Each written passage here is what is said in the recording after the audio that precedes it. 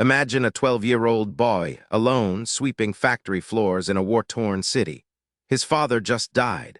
He has no money, no education, no future. Today, that boy is worth $37 billion.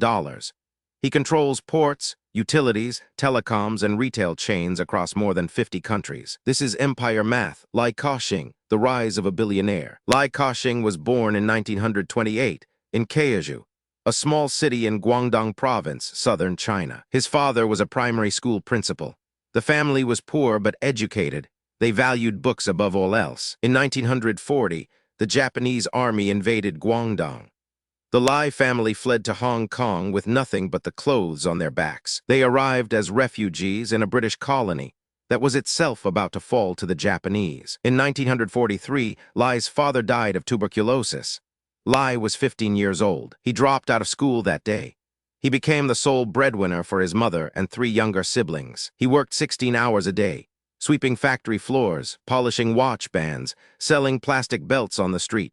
A boy with a man's burden. For 7 years, Li worked. He saved every penny. By 1950, he had accumulated $7,000, a fortune for a factory worker. At age 22, he took every dollar he had and started a company. He named it Cheung Kong, the Yangtze River, a river that never stops flowing. Cheung Kong manufactured plastic goods, toys, household items, anything that could be molded. But the real breakthrough was coming. One day, Li read an Italian trade magazine. Plastic flowers were becoming a sensation in Europe. Nobody in Asia was making them. He flew to Italy. He got a job in a plastic flower factory, working undercover. He learned every step of the manufacturing process. He returned to Hong Kong and pivoted his entire factory to plastic flowers. It was a massive risk. If the trend faded, he would lose everything. The trend did not fade. Within 5 years, Cheung Kong was the largest plastic flower manufacturer in all of Asia. They called him the king of plastic flowers. But Li Ka-shing was not interested in being a king. He was building an empire. By 1958, Li had saved enough capital to enter a new arena: real estate. He bought his first industrial building in North Point, Hong Kong. For nearly a decade, he built quietly, buying, developing, renting, slow and steady. Then came 1967. Communist riots erupted across Hong Kong. Mao's Cultural Revolution was spilling over the border. Bombs were planted in the streets. The British elite panicked. They sold their homes, their businesses, their land. Property prices crashed by 50%. Everyone was running for the exits. Everyone except Li Ka-shing. He was buying. He bought apartments. He bought land. He bought entire buildings at fire sale prices. His logic was brutally simple. Hong Kong was not going anywhere. The chaos would pass.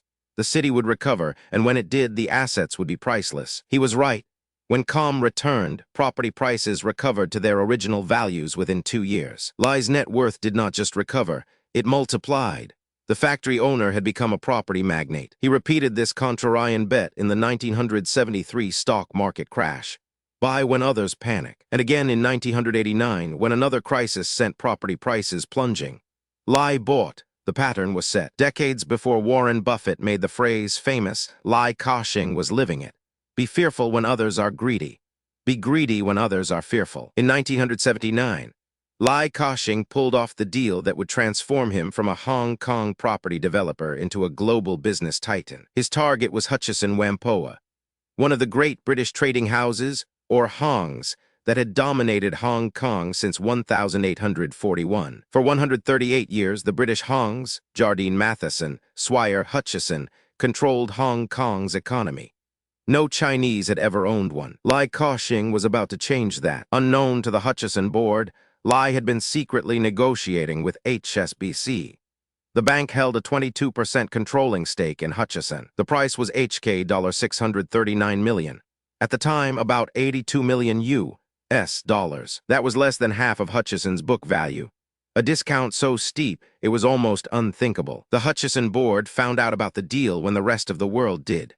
They were blindsided. William Willey, the managing director of Hutchison, later called it, quote, the coup of the century. On September 25, 1979, the deal closed. Li Ka-shing became the first Chinese person to own a British Hong. The British business establishment in Hong Kong was stunned. A former refugee, a plastic flower salesman, now controlled one of the crown jewels of the British Empire. The Hong Kong stock market took notice. Cheung Kong's share price soared. The Superman nickname was born. With Hutchison, Li gained control of an empire within an empire. Ports, retail chains, utilities, and vast landholdings. He transformed Cheung Kong from a property developer into a diversified global conglomerate.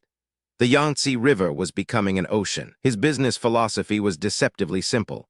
Maintain massive cash reserves, never over-leverage. Buy when assets are cheap, hold for the long term. While his competitors borrowed to the hilt during boom times, Li kept billions in cash, waiting, patient like a predator. By 1990, Li Ka-shing was the richest person in Hong Kong.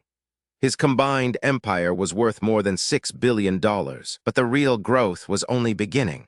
The refugee from Chaozhou was about to go global. Next episode, the global empire. How Li Ka-shing expanded into over 50 countries, bought ports from Rotterdam to Panama, invested billions in European telecoms, and built a personal fortune of $37 billion. The numbers will shock you. Subscribe so you do not miss it.